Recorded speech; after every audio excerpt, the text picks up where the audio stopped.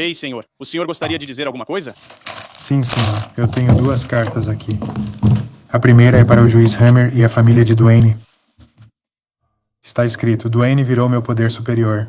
Ele se tornou alguém em quem eu podia depender e alguém em quem eu podia confiar. Em todas as minhas lutas e confissões, ele jamais me julgou. Ele disse que, se eu precisasse acordá-lo à noite para conversar, ele compreendia a dependência e me compreendia. Duane era um homem excepcional, atencioso, gentil, compassivo, honesto e altruísta. Ele dominava o livro azul e adorava os alcoólicos anônimos, confiava no nosso programa. Isso nos conectou e eu adoro essa conexão.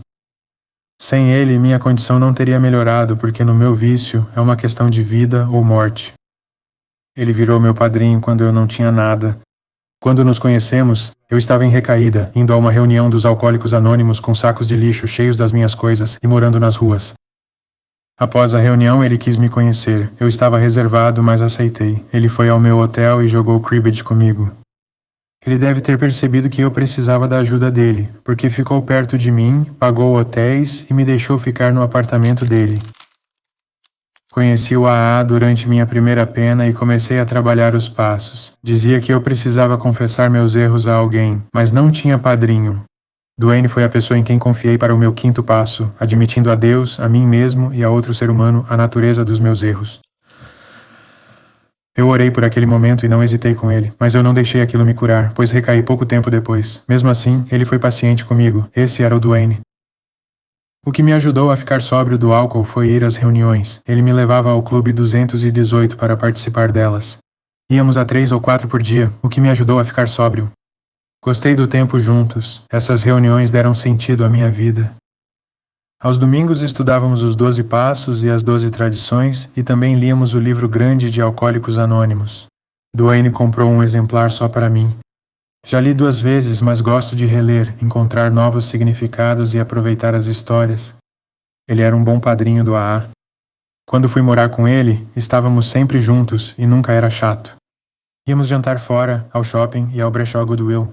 Fui a Somerset pegar o trem para o show da banda B-Wagon do Ario. Acampávamos e comemorávamos 4 de julho, Ação de Graças e Natal.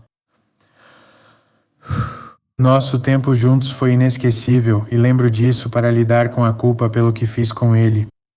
Ele me ensinou gratidão e que as pequenas coisas podem trazer conforto quando você está passando por momentos difíceis. Quando estou sentindo fissura ou passando por dificuldades para lidar com as coisas, lembro que ele sempre me dizia: ore por isso, entregue e deixe nas mãos de Deus. Um dia Duane disse que queria um cachorro. Achei que era uma loucura. Ele estava passando por muita coisa, mas fomos à Sociedade Protetora dos Animais e tentei manter a mente aberta. Uma mulher se aproximou de nós e perguntou a Duane se ele estava procurando um cachorro e disse que daria um para ele de graça. Eu sabia que Duane via como um sinal de Deus. Ele falou isso após o encontro. Conhecemos Benji e admito que não gostei dele de imediato. Ele queria muito ficar com Benji e conseguiu, o que me deixou feliz porque também passei a amá-lo. Eu o levo para passear. E sempre ficava feliz em cuidar dele com Duane quando Duane pedia. Ele adorava passar tempo com Duane, e Duane adorava passar tempo com ele. Ele era um bom cachorro, como um irmãozinho para mim. Me arrependo do que fiz, e penso nisso diariamente. Desculpe pelo que fiz a eles. Eu queria poder te dar um pouco de paz, mas estou destruído por dentro. O que fiz foi horrível. Não imagino o pesadelo que causei. Espero que um dia você encontre paz. Eu passo os dias lembrando do que fiz. Meu médico diz que essa culpa será para sempre. Alguns dias são mais difíceis. Às vezes penso em acabar com minha vida.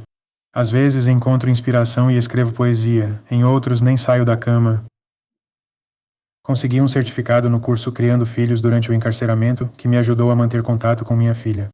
Ela diz que perdeu o pai e, ao saber do que fiz, sentiu que sua vida estava acabando. Fiz minha família enfrentar pesadelo, julgamento, tempos difíceis e muita raiva. Mas eu digo para ela que há esperança se eu receber tratamento suficiente e melhorar. Me desculpe por ter assassinado Benji e Duane. Sou culpado pelo que fiz e mereço o castigo pelos crimes que cometi. Sinceramente, James Storr Jr. E eu tenho outra. Essa é para o Duane. Posso? Como eu, um miserável, poderia ver Deus brilhar tão forte como você, vê-lo nas estrelas, um anjo dourado tão suave e inocente. Tenho medo de lembrar do que fiz no dia em que tirei sua vida. Isso ainda me tira o sono como deveria.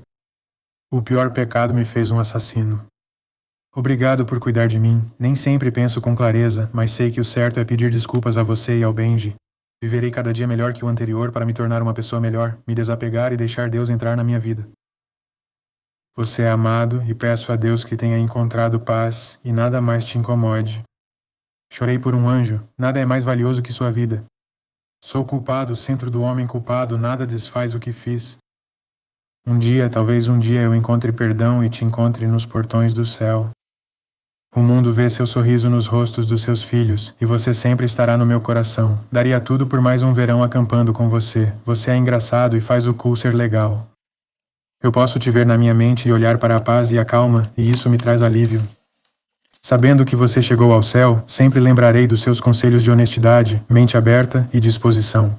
Também para orar e colocar meus problemas nas mãos de Deus, porque só as dele são grandes o suficiente para carregá-los. Você é um bom homem, um bom pai, um bom padrinho e um bom amigo. Descanse em paz, meu amigo. Deus cuidará de você. Com amor, James Christopher Doran Jr. Obrigado. Ao proferir uma sentença, o tribunal deve considerar a gravidade do crime, seu caráter e a necessidade de proteger o público, pois os crimes pelos quais você foi condenado são graves. O tribunal deve considerar fatores adicionais conforme estabelecido no caso Estado contra Gallion. Para atender aos fatores de Gallion, o tribunal precisa de informações adicionais e colaterais. Isso inclui o relatório pré-sentença. Eu revisei esse relatório. Esse relatório contém uma quantidade enorme de informações que certamente são relevantes para o que estou sentenciando hoje. Também revela percepções sobre sua saúde mental. O que é relevante não apenas para a resolução de NGI no homicídio e na morte do animal, mas também certamente relevante nas questões que vou condená-lo à prisão. Também considerei as conquistas educacionais que você alcançou desde que este caso começou. Certamente considerei a declaração de impacto da vítima que foi escrita e apresentada, assim como os relatórios de NGI preparados por 2 peritos, 2 especialistas durante o andamento deste caso. Então, acredito que tenho informações suficientes diante de mim para formular uma sentença apropriada.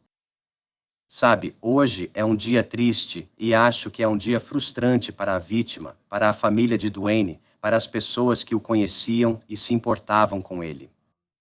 Sabe, essa pessoa parecia ser um ser humano maravilhoso, um amigo, um padrinho. Ele abriu sua casa para o Sr. Dorr e, presumo, para outros também, tentando ajudá-los a superar os demônios do vício e talvez superar os demônios relacionados à saúde mental.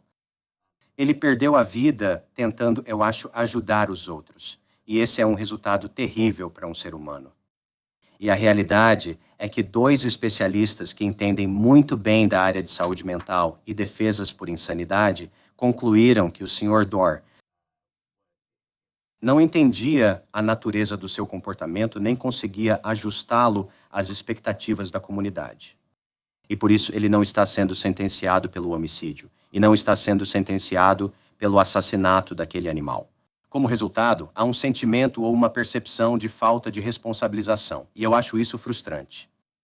Essa é, porém, a realidade. No nosso sistema jurídico, nós não criminalizamos ou punimos pessoas que não compreendem. Não ter capacidade mental para entender o que fazem, mas não para ajustar o comportamento aos padrões da nossa comunidade.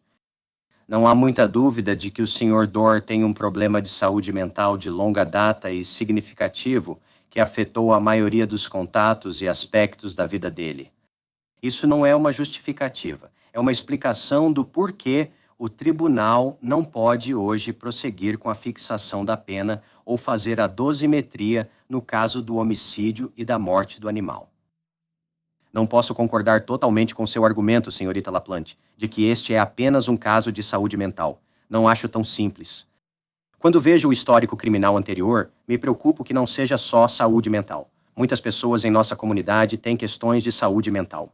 Muitas pessoas em nossa comunidade lidam com isso de maneiras diferentes. Elas recebem tratamento. São membros produtivos da nossa comunidade. Esse não é o caso do Sr. Dorr. Ele tem um histórico criminal significativo, pelo menos nos últimos 10 ou 15 anos.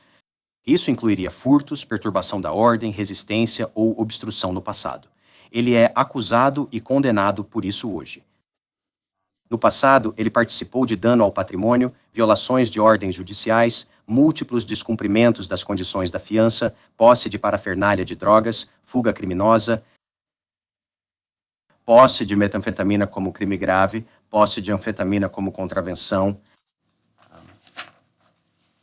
ainda em 2022. Então, não posso concluir que este é um caso em que o Sr. Dorr tem apenas um problema de saúde mental e que esse é o único foco aqui. Simplesmente não acho que seja esse o caso. Para ser franco, se o Sr. Dorr não fosse dependente químico, nem tivesse se envolvido em atividades criminosas, talvez nem conhecesse a vítima deste caso.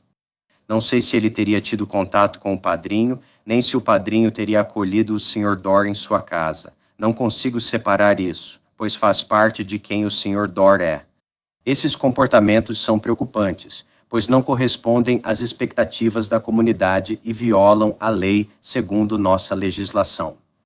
Eles colocam o público em risco, independentemente das condições de saúde mental de que o Sr. Dorr claramente padece e que precisa urgentemente de tratamento agora e no futuro. À luz do que está diante de mim, agora vou emitir a seguinte sentença. É muito semelhante à recomendação feita pelo advogado. Primeiro, no que diz respeito à acusação 1 e à acusação 2, o tribunal emitirá uma ordem de internação. Hoje vou declarar que o réu não é culpado. Da acusação 1, homicídio doloso, uso de arma perigosa. Acusação 2, maus tratos a animais, uso de arma perigosa e é considerado não culpado por motivo de doença ou deficiência mental. Como resultado desses crimes cometidos na acusação 1, o tribunal manterá o réu internado por toda a vida. Na acusação 2, o tribunal condena o réu a 3 anos e 6 meses, em regime concomitante ao da acusação 1. Esta é uma sentença consecutiva. O tribunal não concederá nenhum dia de abatimento da pena. Ele está sob custódia do Departamento de Serviços de Saúde pelo resto da vida, até nova deliberação. O internamento começará após o período de reclusão do réu, pelos casos pelos quais o sentencio hoje. No que diz respeito aos casos pelos quais o sentencio hoje, o réu foi condenado por posse de metanfetamina. É um crime de classificar como reincidente. Quanto a essa acusação, a terceira, o tribunal sentenciará o réu a 3 anos de reclusão inicial e 2 anos de supervisão estendida, 3 e 2. Sobre a quinta acusação de resistência ou obstrução, o tribunal sentenciará o réu a 1 ano de reclusão inicial e 1 ano de supervisão estendida. As sentenças são concomitantes. Elas são consecutivas a qualquer sentença que ele esteja cumprindo atualmente. O tribunal considera adotar a recomendação conjunta, na qual o réu cumpriria primeiro a reclusão inicial, que acabei de sugerir, ou melhor, acabei de ordenar, e após o cumprimento dessa reclusão inicial, ele então será transferido para os serviços de saúde de Mendota para iniciar sua internação por toda a vida sob supervisão do departamento. Se o réu for liberado para supervisão estendida, estará sujeito à avaliação e acompanhamento pelo COMPAS, além de avaliação e acompanhamento de saúde mental. Que ele tome todos os medicamentos, conforme prescritos pelos seus profissionais de saúde, que ele não tenha contato com a família da vítima, incluindo Sandra. Vandenhoven, desculpe que ele participe de uma avaliação sobre abuso de álcool e outras drogas e faça o devido acompanhamento, que ele mantenha abstinência total de drogas e álcool.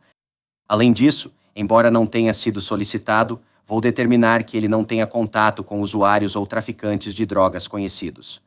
Determinarei a dispensa do custas deste processo. Verificarei se existe pedido de restituição e quero que ela seja paga como obrigação principal. Ele terá obrigações enquanto estiver sob supervisão e como parte da pena de prisão e quero que ele cumpra essas obrigações. Considerarei o réu inelegível para qualquer programa enquanto estiver na instituição. O que eu deixei de lado? Posso só esclarecer, meritíssima. A senhora disse que a internação por NGI na segunda acusação é consecutiva ao compromisso NGI na primeira acusação? Eu não disse isso, certo. Mas eu não falei nada. Então, a internação por NGI na segunda acusação é concomitante à internação por NGI na primeira acusação. E essa era a intenção do tribunal. Obrigada. Minha única outra dúvida é até quando o tribunal manterá a restituição em aberto e... Vou deixar a restituição em aberto por 30 dias. Acho que os representantes das vítimas não estão solicitando a restituição. Quero que eles conversem com o Serviço de Apoio à Vítima e à Testemunha para entender o significado dessa palavra. Por isso, deixarei aberto por 30 dias. Obrigada. Senhora LaPlante, deixei de mencionar algo? Não. Não, o senhor não esqueceu de nada. Shannon, obrigado, obrigado. Assunto encerrado. Não sei o que ele está dizendo. É só misoginia.